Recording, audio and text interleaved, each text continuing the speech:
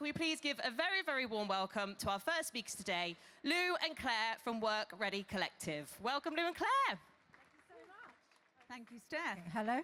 Hi, morning, everyone. Thanks for coming. Oh, my God, it's full, it's full.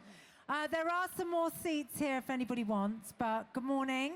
I'm Lou Robey, and I have been working at the BBC for over 25 years.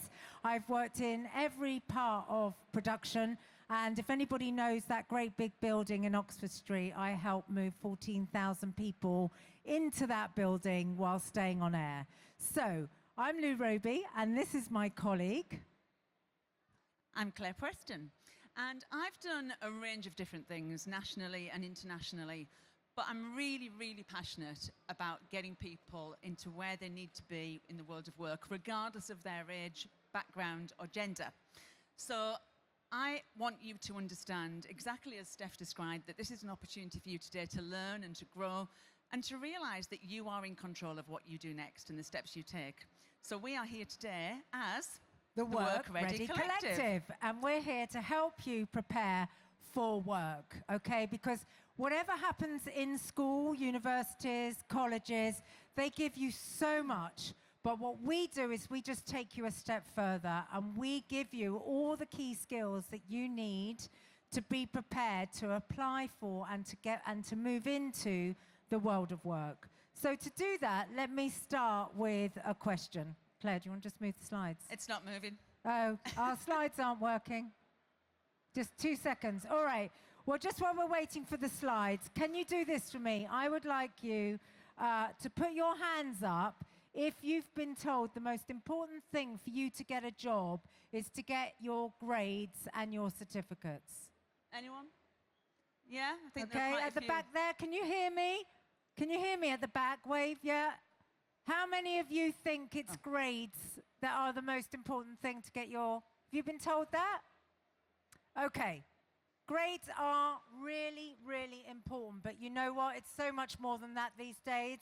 And actually, what really matters is how you network, how you open doors, and how we make sure that you're the right person that an employer wants to employ. So yes, of course exams are important, and of course everything like that is important. I started, just to let you know, I started on the youth training scheme. I'm dyslexic. I went on to be head of internal communications at the BBC, being dyslexic. So anybody here that is thinking, I can't do that, I can't get a job in any industry I want to work with, let me tell you now, you can, okay? You absolutely can. But here's what employers are looking for. They're looking for things like reliability, positivity, resilience, productivity, and a real willingness to learn. Because let me tell you something now, no matter what you've been learning at school, at university, or anywhere else, I can tell you now, you'll be learning much more for the rest of your lives. Things are changing, the industry's changing, things are moving at pace. So this is the most incredible place that you're at today. I can't even tell you. I didn't have this in my time. This is so exciting. So get out there once we've finished and go talk to people on those stands. So what we want to do is we make sure that you can be trained on software. We make sure that we can explain what processes look like for you. And we want to teach you how to care about what you do. But what they can't teach you is what they can't teach you is how you show up constantly, how you present yourselves, how you communicate, and how you enter into the world of work. So just remember, it doesn't really matter. Nobody is expecting you to have all of those skills and techniques and knowledge at this stage. We cannot impress upon you enough that attitude is exactly what you need to think about. The way that you show up is everything. Your willingness to grow, to be open to opportunities. And just remember, yes, of course, employers are looking to recruit for talent, but they really want to invest in potential, and only you can actually show them what your potential is by your attitudes and behaviours. And those skills and attitudes are things like communication, reliability, teamwork, maths, punctuality, IT skills. They decide what you have. But are they? I want you to have a little chat with the person next to you. Okay, there are some things listed here, skills and attitudes. I want you to have a little chat with the person next to you. Are these skills or are they attitudes? Just really quickly, off you go, 30 seconds. Are they skills or attitudes, and why? Argue your case. Is it a skill or an attitude that's listed there? Just talk to the person next to you.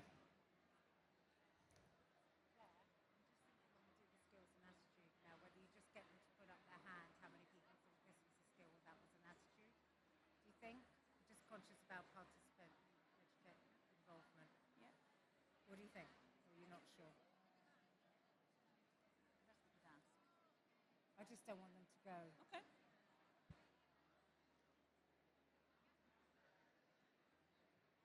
Ten more seconds. A skill or an attitude?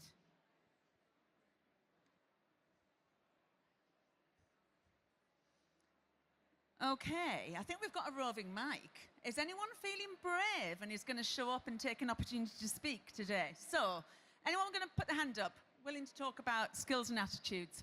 Well done. Thank you. So tell us, give me an example. Is communication a skill or an attitude? I think it's both. I think communication is a really important skill you need to have, so I would say it's a skill. And then yours says it's an attitude because it's how you want to present yourself to other people to communicate effectively with them. That's a brilliant answer. I don't know if everyone could hear that, but we're talking about how communication can be a skill and an attitude, because yes, it's definitely a skill that you can develop, and it's actually a very top skill that you need to develop, but it is also an attitude and a choice in terms of how you show up and how you present yourself in all different forms of communication. Great answer. Anyone else? Anyone else over here? Yes, there's a lady over here. There's a mic coming. There's a mic. Keep your hand up for me. Well done. Really loving the participation. Thank you. Oh, thank you. We thought it was quite a 50-50 split, because a lot of those are skills that you need to have, but at the same time, like resilience is also a skill, but it's definitely more of an attitude. And then obviously teamwork as well was one that it takes a lot of skill to work in a team, but also it's how you show up in that team that helps. And I think you've hit some really important things on the head there. So the one thing about resilience, I think in the world that we're in today, honestly, I think resilience is one of the biggest things you need. You need to be able to pick yourself up every day, dust yourself down. And I absolutely love what you said. You hit the nail right on the head. Thank you so much. One more. Anyone? At the back? Yep. Yep, feeling brave? Yep, well done. This is great. Well done.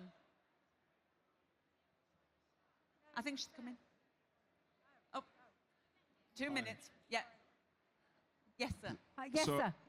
Hi, so I think most of these are skills, especially punctuality.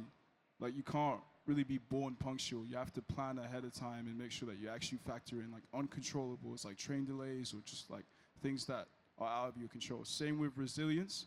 You can develop that over time. Like, you're not born resilient.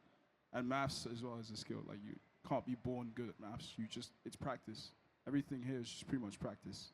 Absolutely. Brilliant answer. And we would totally agree that everything on here can be practiced and developed 100%.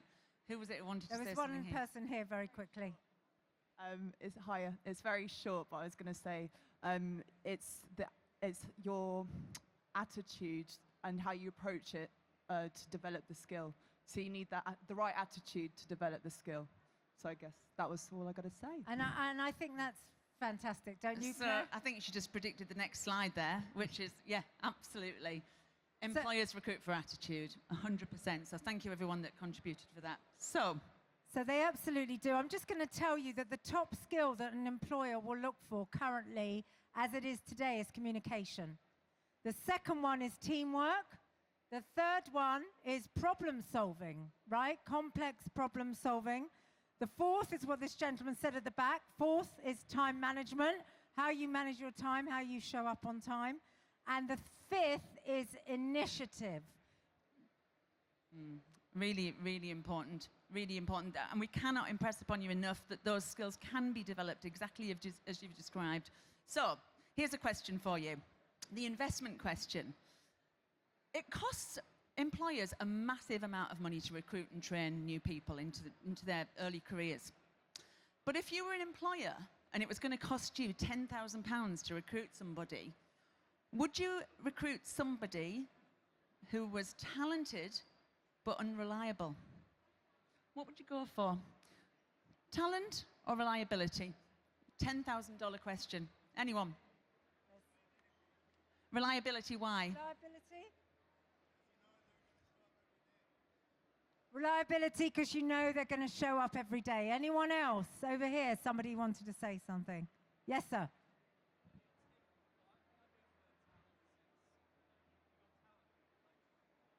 Okay, if you've got talent, you can be trained. I love that too. Absolutely, absolutely. Anyone else? Any more thoughts on that? Any more opinions on talent versus dependability and reliability? I think we all get the message, yeah? If talent doesn't show up enough, basically. Depends whether they show So up. hard work beats talent if talent doesn't show up enough. Right, that's Love a that. drop mic moment. Hard work beats talent every day, every single day, because if you are hardworking enough, you can develop those skills 100%. Thank you. I just Brilliant. want to say something. A couple of years ago, I put an advert on LinkedIn, and I asked if anybody wanted to do the videography for an event that I was doing. This guy came 3 hours on a train. I paid his expenses, and I bought him lunch. He now has his own production company, and he's now supporting him and his girlfriend. They've just bought a house. He showed up for 1 day's free work. He walked away with 5 new clients from my event. And he said, if you look him up, his name's Harry Howes, Spark Creative. If you look him up, he'll keep telling you why you need to do a day's work for free. We've got 3 amazing work experience people with us that would love to talk to you afterwards. They're taking photos and vox pops. We'd love to hear what you want out of the world of being work ready. Absolutely. So just remember, employers really are recruiting potential, and they invest in trust and dependability. So the attitudes that employers invest in, you all know them already. Reliability and willingness to learn, that mindset that people are looking for individuals that are willing to show up and grow. And really looking at that resilience and not worrying too much about the experience. I know it's a massive issue for everyone. I haven't got the experience to go for the job that I really, really want. But that's not always possible. But if you show someone that you have the mindset and the ability and the willingness to learn, that is worth everything. Yep. So, right, confidence and preparation. That's what employers remember. As Claire said, it's really about building your confidence and being able to show what you know about the employer. Encourage them and use it when you go into a session. So, what are the behaviours and attitudes that you think make an employer say that person isn't ready or is ready? Anyone got any examples, please, of something that, what is it that employers think, oh, that person's not ready for me right now? Anyone? What might make you think an employer doesn't think you're ready to take the job? At the back there, roving Mike. Where's that roving? Wait, can I speak? Yeah. Oh, okay. How they handle failure, like their Ooh. attitude to messing up. Do they like capitulate and just give up, or do they try again? Brilliant. How you handle failure, 100%, brilliant one. Learning to fail is a really, really key lesson, because there's a lesson from every failure. So always remember that. Next one. Hi. Mine was actually quite similar, but somebody who is able to reflect on their own work and the things that didn't work for them and explain how they changed things to make them better. Reflection, self-awareness, emotional intelligence, 100%. Actually failing and learning to fail and reflecting on what you could have done differently next time. Brilliant. And one of the biggest things at work that you may not even realize, but one of the best things organizations do every single time is learn from their lessons. An example that I always give, which I always find fascinating, did anyone ever hear what Elon Musk had to say when his rocket failed going to the moon? Does anybody remember what he said? Anyone? Hands up, anyone that might know? No? Okay. What he said was, you know what? We now know what we don't need to do next time. He didn't use blame. He didn't get angry. He just said, right, we now know what didn't work, so we know what will work next time. It's a really important lesson for all of us. And don't worry if you make a mistake, because we all make mistakes at work, trust me. Many years, Claire, haven't we? Absolutely, absolutely. So any other behaviours that suggest you're not work ready? Any other attitudes or behaviours? Yeah. I'd almost say how you handle critique. How you and handle what, sorry? critique and various personalities. This is an industry whereby it's really long hours. You're exhausted. It's like, I mean, if you're working on the festival circuit, you're sleeping in a tent, you're working off 2 hours sleep, and it's gonna get hairy at times. I mean, with every event, there's always gonna be a hiccup of some degree. So it's how you can actually get over that hurdle as opposed to just, you know, just caving. It's kind of how you can I love juggle everything all that. at I once. love that. So 2 things there about how you handle feedback and critique, because we do need feedback to grow, don't we? We actually need to know what people think and what we could do to improve. But sometimes we can be a bit defensive and a bit reluctant, but it really, really is important that we listen and take on other people's opinions, but also our resilience as well. Like you say, it's really competitive, it's really tiring, but sometimes you've really got to dig really deep, haven't you, and just pull out that extra bit of energy out of the bag, even if you're dying to go home, something hasn't gone right and you've got to reshoot or do something else, and the way that you behave in that situation can make the world of difference to how people perceive you and additional opportunities that may come your way. Brilliant, lovely, thank you. Yeah, I'd just say as well, there's another lady that's here today on our stand called Georgia, and I've been mentoring Georgia, and we just flipped her CV. We totally changed the way that she was going to write her introduction for the role and matched her CV to the role, and she called me last week and said she got the job. So don't, you know, have a think about being creative and thinking about what's the job advert asking for? What do I have that I can show that I can do for the job, even if it's only 50%? You can always learn the skill. Every employer knows they're going to train you, okay? They're all going to train you. So let's flip that. Let's just think, based on what Claire's been talking about. Instead of thinking I'm late, I can't be late anymore, set your alarm a little bit earlier, try and get punctual. How can you be more prepared? Yeah?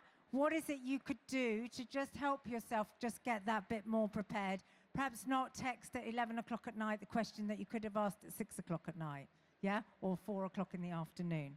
Okay, if you're silent, how do you get engaged? How do you notice people when you're out with friends maybe? There's that quiet one. That one person never says very much. How do you bring them in? How do you ask them something that might interest them, that gets them involved? Okay, so think about that.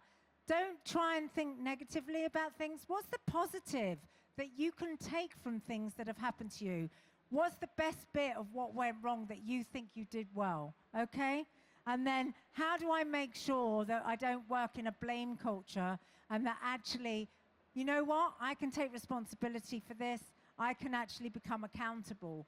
I know what it is I want to do today. I'm going to go out and do it. I heard a great example of a CEO of a multinational who actually makes the point of talking to his interview candidates when they come in, new career starters, and they have a cup of coffee, and then honestly, depending on what they do with their coffee cup, he either puts them through to the next stage or not. So if you're going to take responsibility for moving your rubbish and putting it in the bin or asking what to do with your cup, that shows a different mindset. It shows that you're taking responsibility and that you care and that you're thinking about other people. So little things, never ever underestimate the power of certain behaviours and that people are observing what you're doing. Speaking of which, we've talked about communication and how important it is that we develop those communication skills. And sometimes it's really hard. We've spent 40 years developing our confidence to be able to stand here now, and we were still nervous before we spoke to you. So we're not expecting you to... Can I just tell you, I was so nervous today. I've been on stage 100 times because nerves are good. They put you in the right position. They get you focused. They start to think about what the audience wants. And we wanted you to be interactive with us. It's really important that we hear from you. So we're going to practice just a tiny bit in pairs next to you. Claire, over to you. Absolutely. So I know it's a bit uncomfortable at times, but you've got so many amazing employers and professionals here to speak to, and we want you to really practice and take advantage of that. So with the person next to you in a very safe environment, we want you to practice a little elevator pitch. We want you to introduce yourself. We want you to give a fact about yourself, and think of one question that you could ask an employer or a professional that's here today that you can learn from. So just spend 30 seconds, please, just practicing each way. Introduce yourself, something interesting about yourself, and something that you'd like to ask a professional while you're here today. Off you go.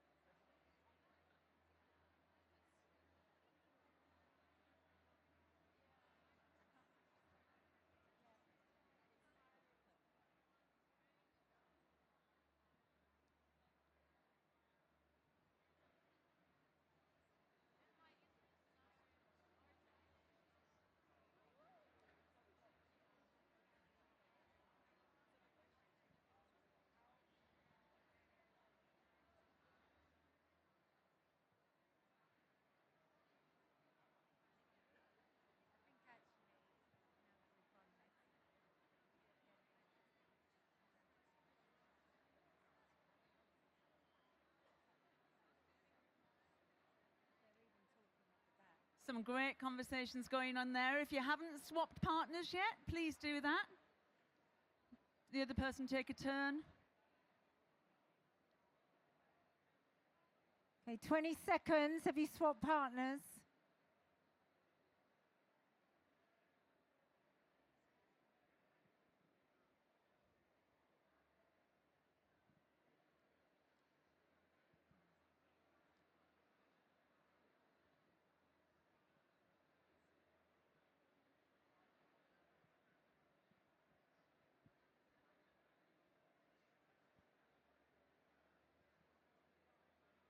Okay, we're going to bring you back. Who wants to give us... Does anybody feel brave enough to just do a pitch? We're getting some really wonderful interaction here today. I'm loving it. Hi, my name is Flo. I speak 4 languages. I'm interested in becoming a producer, ideally internationally. And one question that I have for you is, what could I learn in this company? From this company? Yeah, well, I've been in production for 25 years, so I could help mentor you if you want to sign up with me. That would be We've lovely. got a stand just there behind there. If you want to come and see us afterwards, do. I think the key thing is, as I've said to a lot of people, as much work experience as you can get, an opportunity to build your confidence, and if you are able to get involved in anybody in work experience for producing things, then you can put it on a YouTube channel or on your Instagram. Well done. Okay, Thank you. Anybody want to just say something about their pitch? Here you go. Hello. My name's Iman. I'm actually a touring musician currently. So I do have some sort of experience with the tech world as I kind of work vicariously alongside them. So I guess that's an interest that I have. The strengths that I have, I'm an adaptive person, quick learner. And my question would be, what sort of training would I be able to receive to kind of ease into the tech world? Amazing. So you're going to ask that question to the Yeah. people that you speak to here today. Yep. Brilliant. There's Well some done. wonderful tech companies here. And again, if you sign up with us, in my other day job, because we run another company as well, we can help you with some other information on that as well. Fantastic. Thank you for Right. taking part. We really want you to practice that. Honestly, the more times it's that obvious thing, isn't it? The more times you do it, the more comfortable you're going to feel with it. Get yourself out of your comfort zone. Get talking to people. Share a fact about yourself, because that makes you interesting and memorable. And then think about how you can be curious, how you can ask questions of the amazing experts and professionals that we have here, and get as much out of the day as you can. Okay. So, as Claire's already said, I'm just saying it again. Preparation equals confidence. If you feel prepared and you feel comfortable in your skin and what you want to do, that will make you more confident. And then when you are more confident, it creates opportunity. And opportunities are what we need, okay? People often say to us, how can you be so confident? How did you become confident? And what comes first, courage or confidence? And guess what? Courage has to come first, because unless you're brave enough to try, you're never going to develop that confidence. So always remember that. Be that little 10% braver, and you'll see a massive, massive difference. Okay, so the thing that I would just say to you as well, okay, you don't need to be the most experienced person to actually win the job. I didn't go to university, I didn't have the chance, not because I necessarily didn't want to. I started folding underwear at Marks and Spencer's at the age of 16 and cleaning out fridges, okay? I went on to be a program maker, and I've said to you this before, I'm dyslexic, and I went to work for the biggest journalistic brand in the world for 25 years. Why? Because I kept trying different jobs, I kept pushing myself out my comfort zone, I kept stepping left, not always going up the ladder. It was a bit of a snakes and ladder because I'd have to go down sometimes before I went back up. Yeah? That's life. Life's a journey, life's a story, but grab everything that comes your way. Even if you think, will that really get me there? You never know which door is going to lead you into the next door. So, employers look for the right signals. They want you to feel confident, and we want to send you the right ones. That's why we're here today, and we're hoping that over the next year we're going to be running boot camps around the country where you'll be able to come and actually enter into our Work Ready Collective program. But we're not here to sell that on stage. If you want to know more, we're at the stand right behind. There's 2 banners just there to the left. Claire, is there anything else you want to end on? Just that talent is everywhere. You know that. It's a very, very competitive industry, but the way that you show up is everything. So always think, what more can I be doing to really demonstrate how hungry I am for this opportunity, and where can I find some experience? How can I show up? And what else can I do so that I really, really stand out? I just want to add one more thing very quickly. What Claire hasn't told you is she spent many, many years in education and helping prepare people for work. And I've come at it the other way. I've been working with Production Futures for over 3 or 4 years, helping people get into the production space. So between us, we hope that we will give you the right insights today. But just before we go, we've got time for 2 questions, 3 questions maybe, very quickly before I get kicked off stage. Has anyone got any other questions that they might like to ask us? Any questions about being ready for work? We've got 1, 2, 3, 4. We'll take those 4 and then we're going to be kicked off. So quick fire round. How would you recommend getting into broadcast audio for TV? Because that's very related to what you do in the BBC. Again, I would really look at BBC Get In. I don't know if you've seen, they've got a lot of things going on. If anyone's neurodiverse, they're doing a massive recruitment campaign to get neurodiverse people into the BBC as well. I'd also say to you, as great as the BBC are, and I would have to say that I worked there for 25 years, there are hundreds of small production companies. Some of them are here today. What I would say to you is don't always focus on the big guns. Sometimes you can find your way in through some of the freelance production companies. I would also just say to you that Reed Employment actually recruit an awful lot of people for the production industry. So do, if you want some summer work or whatever, do register with Reed. And I would also, because I must, Production Futures have got a phenomenal website with some incredible jobs on there and work experience as well. So take a look at their website. So next to you, yep. Hi, I wanted to get into more entertainment events like award shows, film premieres. Do you know the best way to try and enter that kind of world? I'm a content manager for an expo company at the moment, so a little bit different. Okay, so the lady that helps run this whole Production Futures is called Liz Madden. Liz, I think she might be here today, I don't know, but see if she's here today. She runs just that, does just that. She probably knows every single person in the industry you could dream of. If you can't find her, come and get my card from the stand and I'll give you her address. Lovely, thank you. Okay, anyone else? There were 2 people here. Yeah, put your hands up so that the lady with the mic can find you.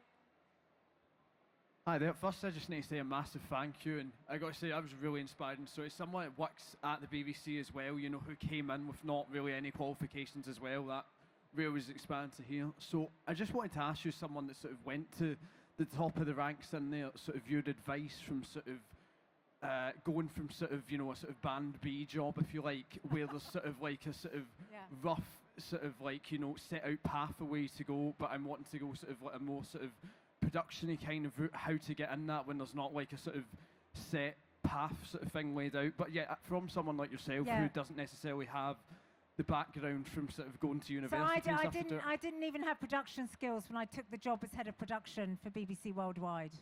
Okay. Hadn't done one day's production. What I had was another skill that they had that they needed, that they didn't have on the team, so the team taught me my production skills. I would just say, somebody said to me recently, just say yes, because if you say no, you can't say yes. If you say yes, you can step away and say no. So my mantra to you was say yes, and I would just grab every job they give you. We both said, both of us, right? We love each other very much, really. We do. Squiggly careers. There is no such thing as one way up a corporate ladder anymore. It is squiggly. And my daughter is studying to be a teacher. She's had to take 2 steps back because of something that went wrong at university to go 3 steps forward. It's okay. And in some ways, by the way, you guys have had a better chance at that than we did because COVID came along and changed all the rules. So actually, it's okay. I think that's it's okay to be so a bit important. later in life. Yeah, absolutely. I 100% agree. It's not a race. Your career is not a race. Not a race. Stop comparing yourself with other people and your peers that are doing things. Everybody has their own individual journey and things happen for a reason. And yes, like Lou said, you'll take 1 step up, 1 step sideways, and sometimes 2 down. But yours is your own journey. Own it, get yourself out there, be resilient, and do what you can to be ready for the next opportunity. Last question was the lady next to you, I think. Was the person next to you wanting? No, do you want to just bring it here? Okay, this is the last question because we have to go, but you can come and see us over there. Hello. Hello. So most employments happen online, and CVs kind of get lost, and it's quite hard because obviously there's such a massive pool of people.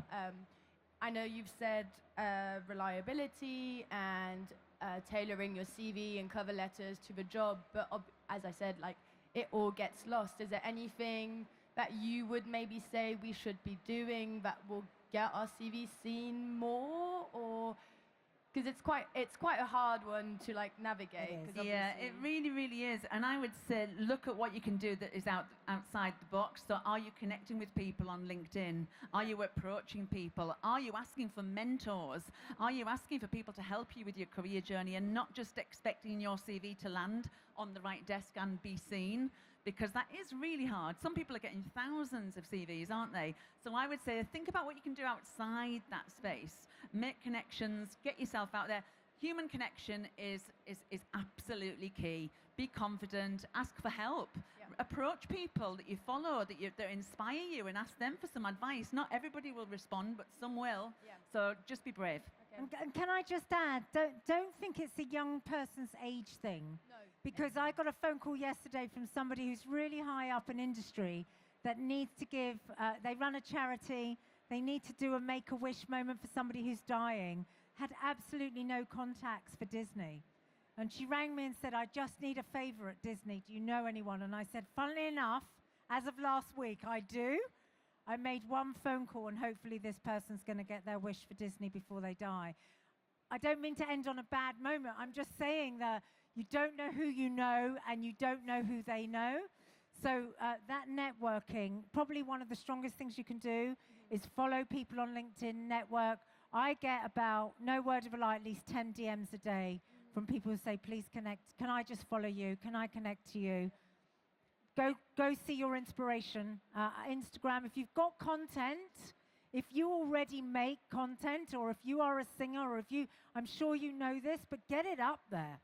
Just get it up there. Get it up on YouTube, get it up on Instagram, get it up there. And invest time in events like this, because that face-to-face interaction is what really gets you noticed. So when you can, invest in networking events and all sorts of activities. Just say yes to things like Lou said. Yeah. Anyway, we brought 3 work experience people with us today. So if anybody wants to sign up and do work experience with us, you can do that as well. Yeah. I'm Lou Robey. I'm Claire Preston. We are the Work Ready Collective. Thank you very much.